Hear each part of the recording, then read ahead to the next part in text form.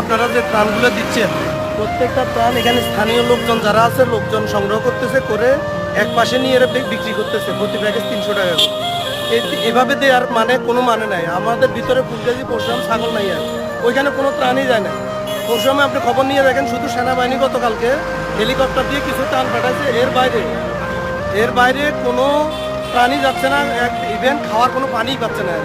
আপনারা যারা পারেন যদি পারেন ভিতরে সেনাবাহিনীর সহায়তা হোক যেভাবে হোক ভিতরে ত্রাণগুলো পৌঁছানোর চেষ্টা করেন ভাই, এটা হলো রিকোয়েস্ট।